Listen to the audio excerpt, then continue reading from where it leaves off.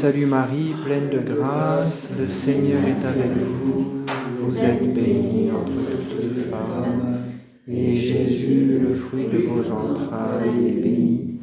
Sainte Marie, Mère de Dieu, priez pour nous pauvres pécheurs, maintenant et à l'heure de notre mort. Amen. Saint Jean, priez pour nous. Au nom du Père, du Fils et du Saint-Esprit. Amen. Alors, comme d'habitude, on va procéder. Donc, je vous fais un petit topo d'une grosse demi-heure, et puis ensuite, on prend un temps d'échange. Je me suis aperçu en préparant sur ce sujet, donc la mort, que j'étais peut-être un peu présomptueux en prétendant parler de ça, surtout de manière si brève, mais bon, peut-être qu'il y aura une suite, on verra. Parce que quelque part, on pourrait presque dire, c'est la question humaine la plus importante. Est-ce que la mort c'est la fin de tout, ou est-ce qu'il y a en nous des potentialités qui la dépassent? Alors vous allez me dire, mais comment vous pouvez poser une question pareille, puisqu'on est chrétien et on sait que dans la foi, Dieu nous promet la vie éternelle. Alors oui, mais il ne faut pas trop vite évacuer la question de la mort comme si c'était une question facile. Comme si, ah ben non, c'est bon, on est chrétien, donc la mort n'est plus un problème. Même pour les chrétiens, la mort, c'est une conséquence du péché originel. Donc il y a un aspect mystérieux, d'abord, et puis c'est un désordre. C'est quelque chose qui est violent pour notre nature humaine telle qu'elle a été voulue par Dieu. Donc, on va essayer de garder à l'esprit les deux perspectives. La perspective humaine sur la mort, qui demande d'être respectée, avec toutes les interrogations.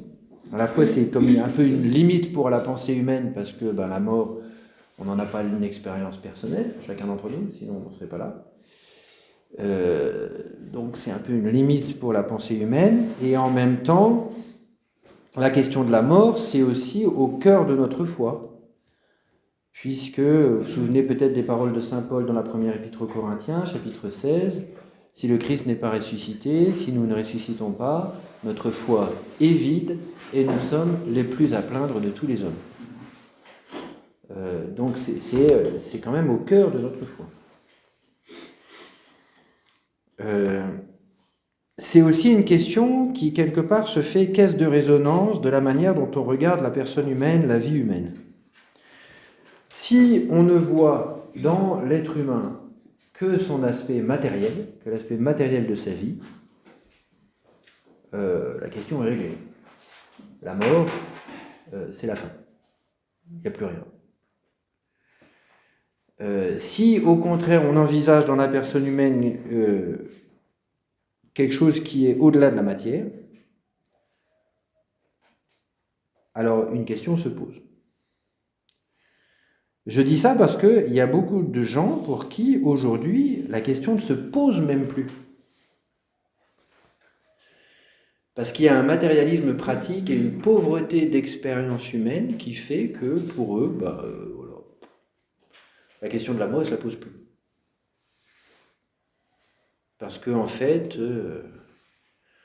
Aristote, 4 siècles avant Jésus-Christ, disait déjà « La plupart des hommes demeurent dans le sensible ».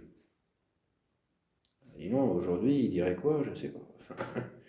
Mais on voit que, moi, il m'est déjà arrivé de chercher à parler de l'âme à des jeunes de 16 ans en France, il y a une vingtaine d'années. C'était difficile non seulement, il ne s'agissait pas de leur prouver l'existence de l'âme, mais de les aider à faire en sorte qu'ils puissent se poser la question. Parce que dans leur tête, non, on était juste des singes avec un cerveau un peu plus gros, et puis c'est tout. Et il n'y avait pas de question.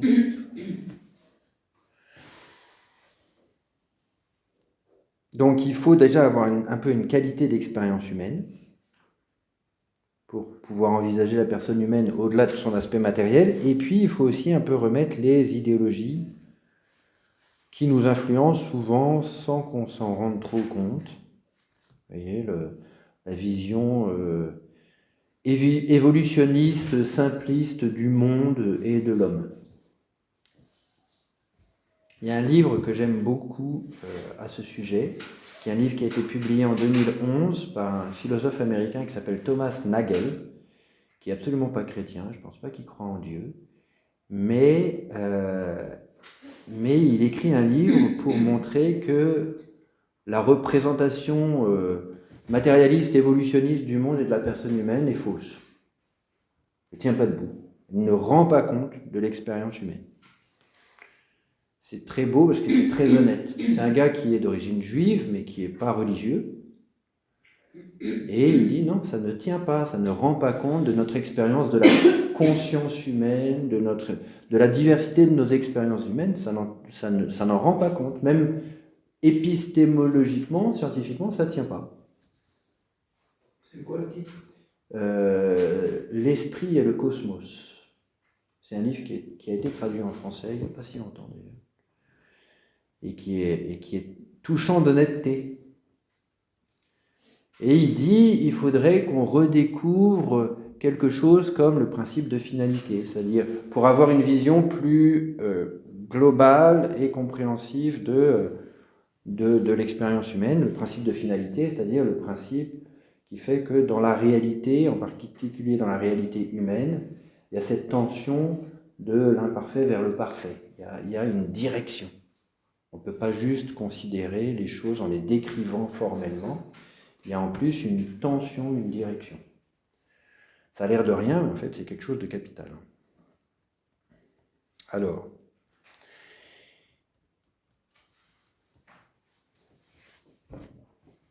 je vous disais, une difficulté, c'est que nous, comme croyants, on a parfois un peu tendance à imaginer qu'on a toutes les réponses. Donc, à plus poser cette question. Je voudrais vous lire quelques petits passages de la parole de Dieu, de la Sainte Écriture, pour montrer que c'est quand même pas tout à fait aussi simple. Donc, au livre de la Sagesse, chapitre 1, verset 13, « Car Dieu n'a pas fait la mort, il ne prend pas plaisir à la perte des vivants. Il a tout créé pour l'être. Les générations dans le monde sont salutaires. En elles, il n'est aucun poison destructeur, et l'Hadès ne règne pas sur la terre, car la justice est immortelle. »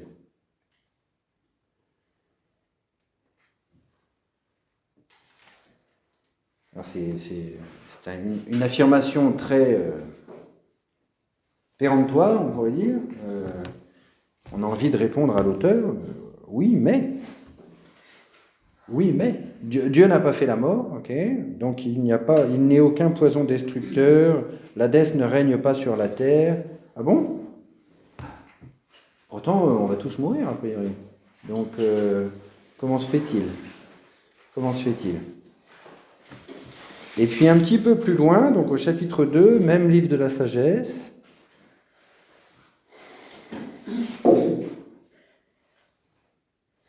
oui, Dieu a créé l'homme pour c'est chapitre 2, verset 23. Oui, Dieu a créé l'homme pour l'incorruptibilité. Il en a fait une image de sa propre nature.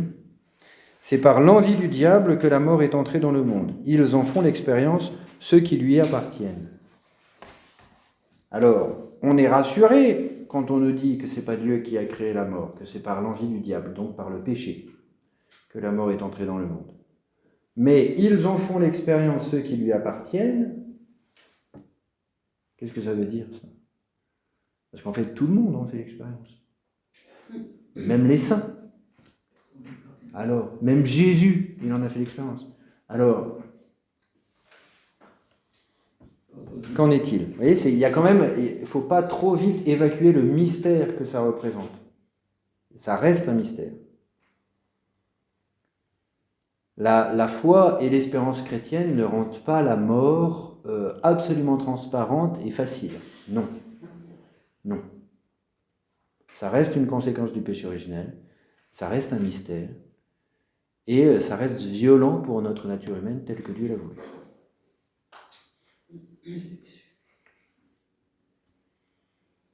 J'ai été frappé, cette semaine j'ai célébré les funérailles d'une dame très âgée, 94 ans. Donc il y avait ses enfants, enfin sa fille, ses petits-enfants, arrière-petits-enfants, et ils étaient tristes, quoi. Pourtant, on pourrait dire 94 ans, c'était le moment pour elle de partir. Et c'est pas choquant, quelqu'un qui a 94 ans et qui meurt. Moi, je la connaissais un peu parce que j'avais été la voir plusieurs fois pendant sa maladie, mais ça reste violent, quoi. Même chez quelqu'un qui est vieux, dont on peut dire elle a eu une vie bien remplie, et puis en plus elle souffrait beaucoup, c'est peut-être mieux pour elle que plutôt que d'avoir une agonie extrêmement douloureuse pendant des mois et des mois. Donc rendons grâce à Dieu. Oui, tout ça c'est vrai, n'empêche que ça reste dur. Ça reste dur, pourquoi ? Parce que quand on voit quelqu'un mourir, d'abord, il y a la séparation. Jésus lui-même a pleuré devant la tombe de son ami Lazare. Jésus a pleuré devant la tombe de son ami Lazare. Et puis, il y a la violence de ce que ça représente, et puis il y a le rappel que moi, voir quelqu'un mourir, c'est le rappel que moi aussi je vais mourir un jour. Et comme on est fait pour la vie et pas pour la mort, ça, voilà, on se le prend en pleine figure. Alors, dans la foi, c'est sûr, on ne s'arrête pas là. Puisque Dieu nous promet la vie éternelle. Alors, la vie éternelle, on pourrait épiloguer. Je vous conseille sur ce sujet la petite encyclique de Benoît XVI sur l'espérance, Spe Salvi, où il a des chapitres des paragraphes sur la vie éternelle. C'est très intéressant, parce qu'il dit oui, si on imagine que la vie éternelle, c'est juste le prolongement indéfini de la vie telle qu'on la connaît, ça ne paraît pas très intéressant. Hein. Parce qu'on se dit, non, j'espère que c'est pas ça. Parce que si c'est ça, c'est plutôt une torture qu'une vision béatifique. Vous voyez ? Mais alors, si c'est pas ça, c'est quoi ? La vie éternelle, ce qu'on appelle la vie éternelle. Si c'est pas juste le prolongement indéfini dans le temps de la vie telle que nous la connaissons. Donc nous est promis la vie éternelle, qui est en fait, on peut, disons comme réponse provisoire, on pourra en parler, mais comme réponse provisoire, on pourrait dire la vie éternelle, c'est en fait entrer dans une vie qui est la vie même de Dieu, qui donne une nouvelle dimension, une dimension complètement nouvelle à notre vie à nous. Entrer dans un bonheur qui est le bonheur même de Dieu. Entrer dans l'union éternelle qui existe entre le Père et le Fils dans l'Esprit Saint. C'est facile de dire ça parce que quand on dit ça, on ne sait pas ce qu'on dit en fait. Mais on exprime qu'en fait, c'est quelque chose d'un ordre nouveau, d'une dimension nouvelle. Mais en plus, c'est pas seulement la vie éternelle qui nous est promise, c'est la résurrection. Alors là, on fait un pas de plus dans le mystère quand même. On le proclame à chaque fois qu'on dit le « je crois en Dieu ». Alors, je crois en la résurrection de la chair. Et on dit, mais qu'est-ce que c'est ça, la résurrection de la chair ? Vous voyez ? Je ne sais pas si vous avez vu des reproductions de la fresque, ou peut-être même l'original, du Jugement dernier de Michel-Ange. Et dans la chapelle Sixtine. Vous voyez l'image de Jésus un peu musclore, là, au milieu, et puis tous les saints qui sont tous, on a l'impression qu'ils ont fait du bodybuilding tout autour, et chacun avec un petit tissu pour que ça reste décent. Enfin bon, c'est un peu spécial, j'aime pas du tout moi. Mais et en bas à gauche, il représente la résurrection de la chair. Et c'est bizarre. C'est bizarre. On voit des squelettes qui sortent du sol, et puis de la chair qui se met dessus, et plus ils montent, plus ils sont vivants. C'est un peu gore. C'est un peu gore. Et c'est une vision artistique de la résurrection de la chair. Mais moi, je ne lui reproche pas d'avoir représenté ça, parce que c'est vrai que imaginer la résurrection de la chair, on a beaucoup de mal à l'imaginer. On ne voit pas comment ça va se passer. On ne voit pas du tout comment ça va se passer. N'empêche que ce qui est sûr, c'est que ce qui nous est promis, c'est non seulement le bonheur de l'âme spirituelle, mais c'est le renouvellement de tout ce que nous sommes, corps et âme. Vous voyez, des fois, on parle le salut des âmes. Il faut se méfier de ce genre d'expression, hein, parce que Dieu nous promet pas simplement le salut des âmes, il nous promet le salut de tout ce que nous sommes, corps et âme. Voilà, sous un mode nouveau, hein, ce qu'on dit la glorification des corps. Là encore, ça fait partie de ces mots qu'on emploie, parce qu'on les hérite de la Sainte Écriture, mais en fait, on ne voit pas trop ce que ça recouvre. Ouais. Glorification des corps. Moi, j'ai jamais rencontré un corps glorieux, donc je ne vois pas trop ce que c'est. En tout cas, la matière transfigurée, un peu comme Jésus à la transfiguration, vous voyez, et donc la matière sans la souffrance, sans la mort, sans qu'elle fasse obstacle aux réalités de l'esprit. Bon, là encore, on tâtonne. Hein. Et donc, cette espérance de la vie éternelle et de la résurrection des corps sont au cœur de notre foi, comme je vous le disais en citant saint Paul, parce que notre foi, elle est liée à l'espérance. Vous voyez, notre foi, aujourd'hui, je crois en Dieu sans le voir, parce que je ne sais qu'un jour je le verrai. Ça, c'est l'Épître aux Hébreux, qui est en général extrêmement mal traduite. C'est aussi quelque chose dont Benoît XVI parle dans Spe Salvi, c'est Hébreux 11. La foi est la substance de ce que l'on espère, la preuve de ce que l'on ne voit pas. Hébreux 11, verset 1. La foi est la substance de ce que l'on espère, c'est-à-dire dès maintenant, je vis de Dieu que je verrai un jour, la preuve de ce que l'on ne voit pas. Donc, ça, c'est le fait que dès maintenant, nous vivons dans l'espérance, dans la tension vers ce qui nous est promis. Alors, on n'est pas toujours très clair d'ailleurs sur ce qui nous est promis. Hein. Quand on parle du ciel, c'est quoi le ciel ? Encore une fois, c'est le langage de l'Évangile. Hein. Le royaume des cieux. Mais imaginativement, on peut avoir des visions un peu bizarres. Parce que le ciel, en fait, c'est l'union avec Dieu. C'est pas un lieu, d'abord, le ciel, en ce sens. Et puis, on pourrait parler aussi de la réalité du jugement. Dans l'Évangile, quand Jésus nous parle de ce qu'on espère après la mort, il nous parle principalement du jugement dernier. Est-ce que vous seriez capable de me trouver les deux passages de l'Évangile où Jésus parle du jugement particulier, du jugement qui arrive juste à notre mort? Et il y a le jugement quand on meurt, et puis il y a le jugement à la fin des temps. Est-ce que vous sauriez me retrouver le passage d'Évangile? Il y a deux passages d'Évangile qui nous laissent entendre qu'il y a un jugement particulier au moment de notre mort. Il n'y en a que deux, il n'y en a pas d'autres. Avec Saint-Michel. Non, je parle d'un passage d'Évangile.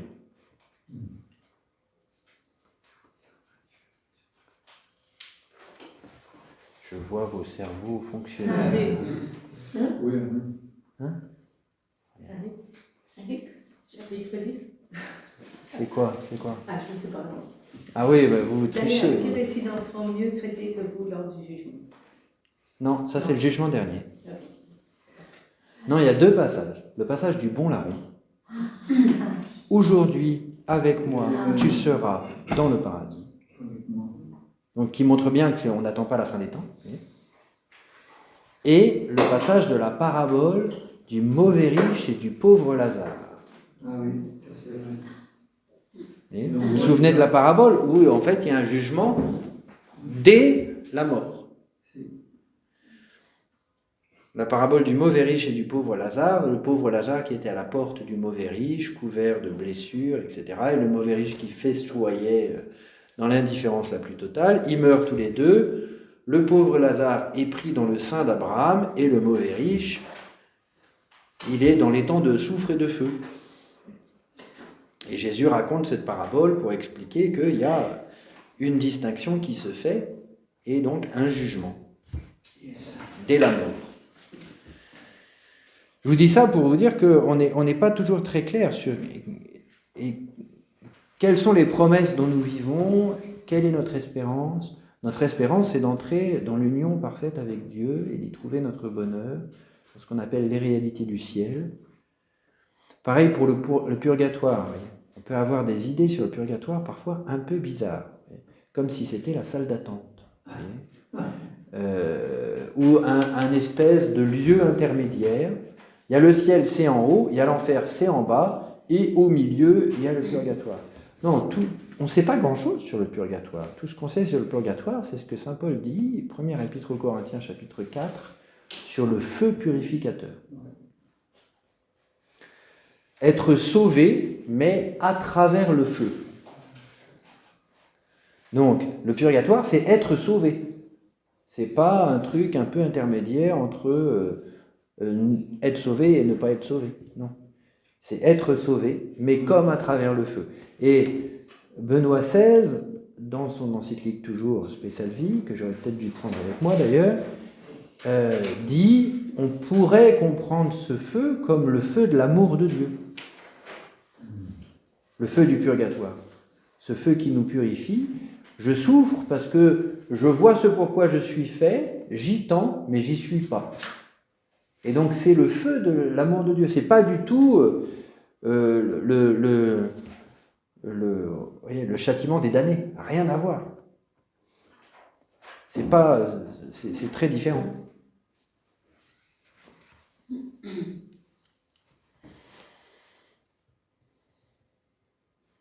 Alors, voilà, il y a toutes ces promesses dont nous vivons dans la foi.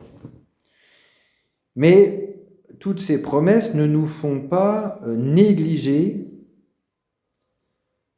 notre expérience humaine, voyez. Nous savons que le Christ est victorieux de la mort. Nous savons que grâce à lui, nous ne devons pas désespérer. En nous appuyant sur lui, nous savons que la mort nous ouvre à une vie plus grande. N'empêche que la mort n'est pas un bien. Notre foi ne fait pas de la mort un bien. La mort, c'est un mal. Je dis ça parce que des fois, il y a des discours un peu, des discours chrétiens un peu...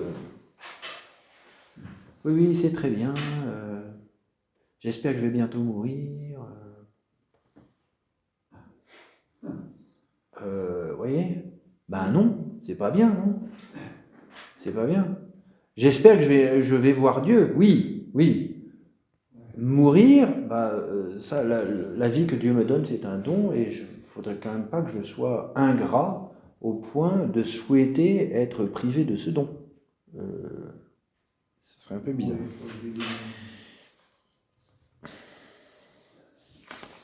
Et puis en plus, c'est très mystérieux, ça reste très mystérieux, la place de la mort dans la conduite de Dieu sur chaque personne.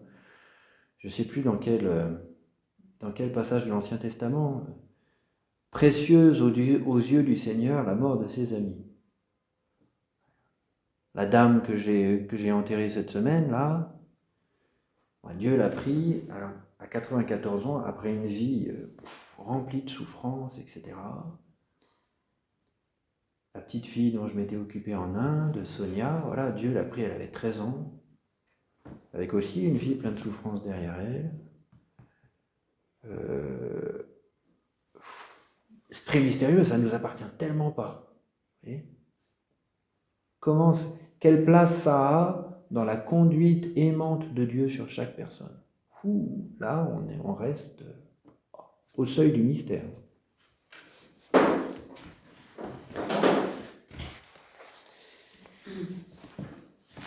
Ce qu'il y a de bien avec la mort, c'est que face à la mort, il n'y a pas de faux fuyant. C'est pour ça qu'il est malsain de la cacher, la mort. En France, je trouve, moi, depuis que je suis rentré d'Inde, je trouve que c'est particulièrement malsain le rapport qui est entretenu avec la mort en France, parce qu'on la cache. Je ne sais pas si vous avez... la première fois que vous avez vu quelqu'un mourir, vous aviez quel âge? Moi, la première fois que j'ai vu quelqu'un mourir, j'avais 30 ans. Non, j'ai dit mourir.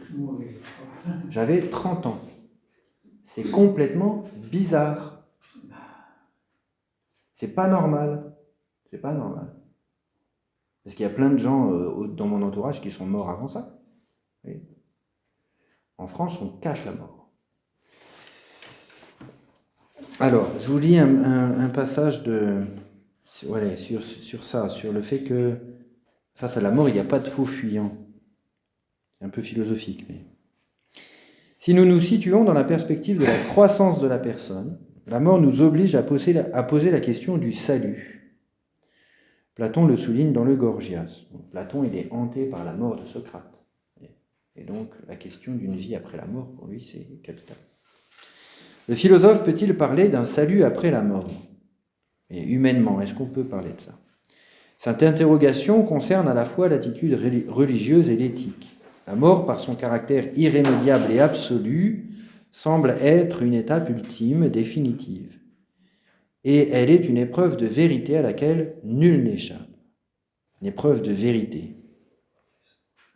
Mais si nul n'échappe à la mort, y demeure-t-il ou celle-ci s'ouvre-t-elle sur une autre vie? Cette question est capitale. Car si nous ne comprenons la signification profonde de la croissance de la personne qu'en fonction de sa fin ultime, préciser quelle est cette fin est essentiel à la recherche philosophique. Vous voyez, on est fait pour quoi, concrètement? Qu'est-ce qui donne un sens, une direction à notre vie? Il y a des philosophes qui ont répondu à cette question en disant « Eh bien, on est fait pour la mort, et notre vie est absurde. Point. » Eh bien, waouh! Non. Si la fin de l'homme est la mort, toute la vie humaine se comprend en fonction de ce terme qui nous plonge dans la négation et dans l'absurde. Si au contraire, il existe un salut au-delà de la mort qui dépend en quelque manière de notre vie présente, nous orientons autrement notre vie. De la réponse que nous donnons à cette question dépend toute l'intelligence profonde de la croissance de la personne humaine. Parler des fins dernières et de la destinée de l'homme, c'est saisir ce qu'est notre fin ultime, et dans cette lumière, considérer la croissance. L'homme grandit pour cette fin ultime en vue de son bonheur. Ce bonheur est-il seulement pour cette vie ici-bas? S'achève-t-il avec la mort ou existe-t-il un bonheur impérissable au-delà d'elle? Quel est donc cet au-delà de la mort? Si nous ne le connaissons pas, nous n'aurons pas l'intelligence parfaite de la croissance et du devenir de la personne. Cette recherche est donc non seulement ultime, mais très concrète. Pourquoi vivons-nous? Nos choix, nos orientations de vie ont-elles une signification ultime dans ce progrès vers un salut? Ou bien n'existe-t-il qu'en fonction d'un terme qui est la mort? Ça, c'est important parce qu'on voit qu'en fait, il y a une interdépendance un peu circulaire entre la manière dont on vit et puis notre mort. Vous voyez, je vous disais, il faut déjà une certaine qualité d'expérience humaine pour pouvoir envisager qu'il y a en nous quelque chose qui est au-delà de la mort. Mais aussi, dans la mesure où j'envisage qu'il y a quelque chose qui est au-delà de la mort, je vis différemment. Donc, ça a des conséquences très pratiques. Ce n'est pas juste une question métaphysique, théorique. Ben non, pas du tout. Ça a des conséquences extrêmement pratiques. Alors, pour conclure, je voudrais vous lire un petit poème de Victor Hugo, un bout de poème, et puis vous parler de Caligula d'Albert Camus. Puis après, on discutera. C'est un poème de Victor Hugo adressé à Théophile Gautier. C'est sur la mort. Lorsqu'un vivant nous quitte, ému, je le contemple, car entrer dans la mort, c'est entrer dans le temple. Et quand un homme meurt, je vois distinctement, dans son ascension, mon propre avènement. Ami, je sens du sort la sombre plénitude, j'ai commencé la mort par de la solitude, je vois mon profond soir vaguement s'étoiler, voici l'heure où je vais aussi moi m'en aller. Mon fil trop long frissonne et touche presque au glaive, le vent qui t'emporta doucement me soulève, et je vais suivre ceux qui m'aimaient, moi banni, leur œil fixe m'attire au fond de l'infini. J'y cours, ne fermez pas la porte funéraire. Passons, car c'est la loi, nul ne peut s'y soustraire. Tout penche, et ce grand siècle, avec tous ses rayons, entre en cette ombre immense où pâle nous fuyons. Oh, quel farouche bruit font dans le crépuscule les chaînes qu'on abat pour le bûcher d'Hercule. J'aime beaucoup. Mais ça, c'est le côté inévitable de la mort. Voyez, j'aime bien ce poème parce que c'est pas tellement plein d'espérance. Bon, enfin, Victor Hugo, c'était pas vraiment un grand chrétien, mais c'est le côté la mort, il n'y a plus de faux fuyants, quoi. Il faut arrêter de faire semblant. Face à la mort, il y a un moment de vérité. Ça, je trouve que c'est très important d'insister là-dessus aujourd'hui. Parce qu'il y a tellement de gens qui vivent comme s'ils n'allaient jamais mourir. Et ça, c'est un mensonge. Et puis, la deuxième chose littéraire dont je voulais vous parler, c'est la pièce d'Albert Camus qui s'appelle Caligula. J'aime beaucoup cette pièce. Donc c'est sur l'empereur romain Caligula, hein, dont vous savez vaguement peut-être qu'il était fou, Caligula. Et dans cette pièce, en fait, la pièce commence et l'empereur a disparu. La femme qu'il aimait est morte et il a disparu. Donc tout le monde panique, la cour cherche l'empereur partout, puis ils finissent par le trouver. Et il n'est pas triste. Tout le monde s'attendait à le voir complètement déprimé. La femme qu'il aimait est morte. Il n'est pas triste et il parle d'une manière qui semble à tout le monde incohérente. Parce qu'il dit « Non, je vais très bien. J'ai juste besoin qu'on me décroche la lune. Qu'on me décroche la lune. »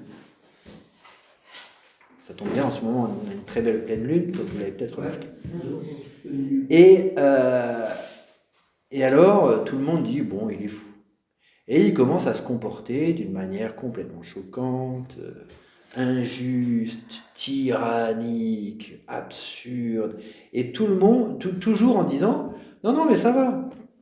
Si vous me décrochez la lune, c'est bon. Alors la pièce continue comme ça, de frasque en frasque, de violence en choses absurdes, etc. Et au bout d'un moment, il y a un complot des courtisans qui veulent tuer l'empereur. Parce que quand même, il exagère. Et puis quand même, au nom de l'ordre moral, on ne peut pas le laisser continuer comme ça. Et on voit qu'à la fin, je pense que c'est Caligula lui-même ou c'est son ami qui explique. Mais en fait, je ne suis pas fou. Je ne suis absolument pas fou. C'est vous qui êtes fou. Parce que il explique, la femme que j'aimais est morte. Et je me suis rendu compte que je pouvais vivre sans elle. Je croyais que je ne pourrais pas vivre sans elle. Je croyais que c'était cet amour qui donnait un sens à ma vie. Et en fait, elle est morte. Et moi, je suis tout surpris. Elle est morte. Et je ne suis pas mort. Comment c'est possible, ça? Et du coup, je me dis, donc, il doit y avoir quelque chose d'autre que l'amour humain. Et donc, je me dis, peut-être que si on me décrochait la lune, je comprendrais quel est quelque chose d'autre qui peut donner un sens à ma vie. Et on voit qu'en fait, Caligula est un sage. Au sens où il ne se satisfait pas, enfin un sage qui ne va pas jusqu'au bout, hein, mais il ne fait pas semblant de se satisfaire des réalités humaines. Il dit, c'est pas possible, il faut qu'il y ait autre chose. Si ma vie a un sens, il faut qu'il y ait autre chose. Alors forcément, ça se termine mal. Oui, il fait du mal. Oui, alors ça justifie pas son attitude, mais ça montre aussi ce que l'attitude de ses opposants peut avoir d'hypocrite. De gens qui ne reconnaissent pas que la morale humaine, ça suffit pas. Il faut plus. Si notre vie se limite à soyez gentils les uns avec les autres, c'est pas très intéressant. Hein. Si on ne découvre pas une perspective plus haute que celle-là, si on ne découvre pas une vie qui donne un sens plus profond à notre vie, c'est un peu limité. Et ça, c'est face à la mort qu'on se rend compte de ça. Encore une fois, face à la mort, pas de faux fuyants. Même pour nous chrétiens, encore une fois.